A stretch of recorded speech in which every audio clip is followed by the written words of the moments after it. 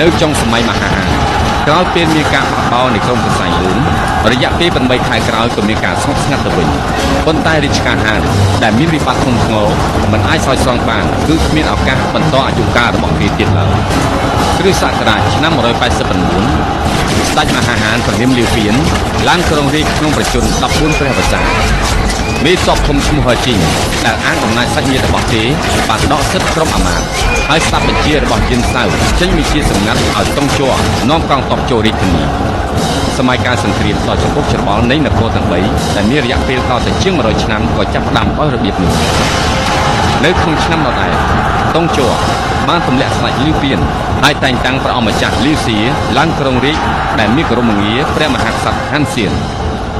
រីឯតុងជ័រត្រូវបានតែងតាំងជាឧបរាជក្តាប់សិទ្ធិរាជការ